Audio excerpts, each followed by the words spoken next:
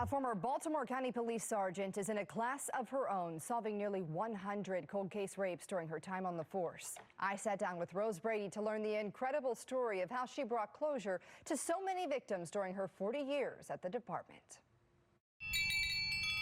On a small 40-acre farm in Freeland, Maryland, the far side borders the bike and hike, the NCR trail. just south of the Pennsylvania border, Come here, bud. Rose Brady lives a quiet life. So Victor was born on the farm. Zach is the old guy.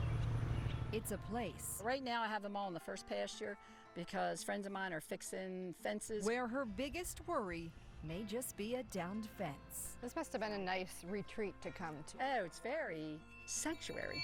A sanctuary that's a far cry from her former life. So I went in to all these guys behind the desk and I said, yeah, I'd like to become a police officer. At 18 years old, Rose found her calling with the Baltimore County Police Force. It was all guys. Everybody was guys. I just said, nobody looked like me. It was a boys' club she was just happy to be a part of. My first assignment was a precinct, Essex precinct. I didn't even know where Essex was. She didn't smoke, drink, or swear, earning her the nickname the Blue Nun. Yeah. But wherever she went, she vowed to blaze a trail. I'm the female, and these are all my guys, my homicide detectives. In 1995, she started climbing the ranks, becoming the department's first female homicide sergeant, I was pretty much everywhere I went as a sergeant, I was probably the first female. including the Sexual Victims Unit Rose joined in 2004, where resources were slim and cold cases were piling up with little evidence left behind. If you didn't have somebody locked up for it, then it just got destroyed. But one moment of pure coincidence, an everyday conversation with a friend, changed everything. She's driving down the road and she said, so, Rose, you're still in homicide, right? I said, no, I'm over in sex crimes now. She said, really? She said, well, when are you gonna come and get Dr. B's slides? And I said, Doctor who? It was the first time Rose had heard the name Dr. Rudiger Breitnecker, a man that would alter the course of her career. She's telling me this, and I said, slides. It's like, could be DNA. And I said, how far back does it go? Well, if you don't think this is all weird and meant to be, 1977. I mean, that's when I came on. I said, please hold on to everything you have, every slide you have. I said, because this could be a gold mine. And it was. The Austrian doctor's foresight to preserve the DNA of more than 2,000 sexual assaults long before DNA was ever a thing meant there was potential for justice for women who had gone much of their lives looking over their shoulder. We still didn't know if we were going to get hits on this because how old is this? Her team began by looking at all open rape cases dating back to 1977, and one by one, the hits started coming. When we got the hit, it was awesome. I mean, I'm telling you, DNA was the gold mine. Once they got a match, the victims were notified. When they knocked on these doors, when they tracked these women down, a lot of times these women had never told their husbands, their children that they didn't have at the time, but they now do. Their families didn't even know about this. It led Rose to develop a foolproof process ensuring justice was served. She says nearly every time her detectives met with the suspects, they'd catch them in a lie that would ultimately pay off. And the other things I had my detectives do is see if you can get a picture of your victim when she was sexually assaulted all those years ago. And then they would always show them this picture of this woman. Do you know this woman? Nope, never seen her before in my life. They give them the name of this woman.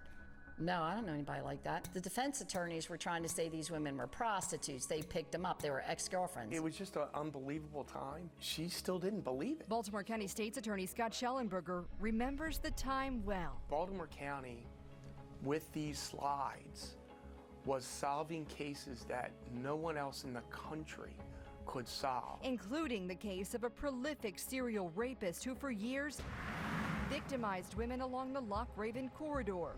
One of them, a friend of Rose's. And for decades, he got away with it. I had a 78 case. I had a 77 case. Then I would get a hit on an 86 case. And then I got a hit on a 2000 city case.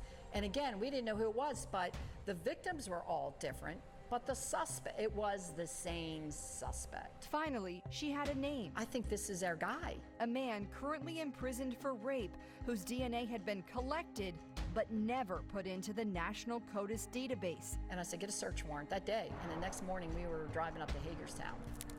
where they came face to face with Alfonso Hill, collecting his DNA themselves, confirming he was the man they'd been searching for. By the time he went to trial, we had 10 cases. 8 of them he pled guilty to. Hill was sentenced to 60 years behind bars, later linked to 24 rapes. And what is the odds of that?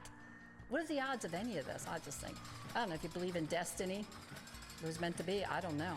I can't explain it. How many total cold cases were you able to solve with the help of Dr. B. Slides? It's like 84 cases.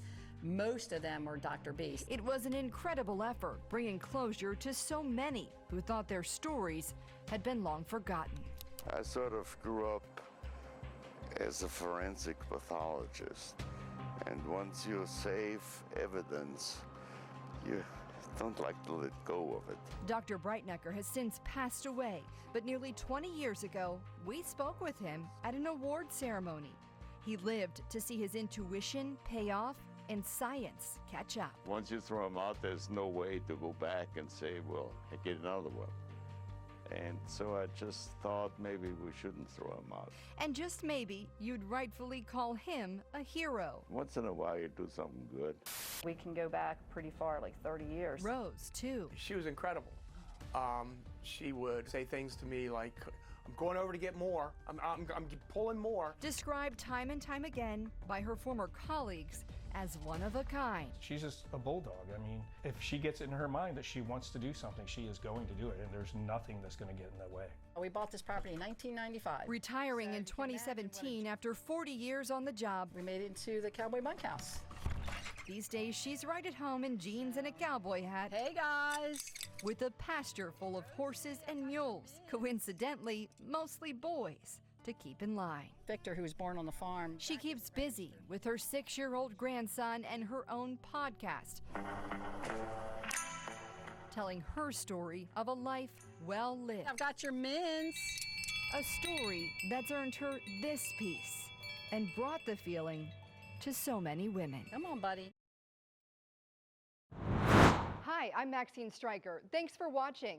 Don't forget to like this video and subscribe to our channel, and check out Fox Baltimore on social media to find more stories like this.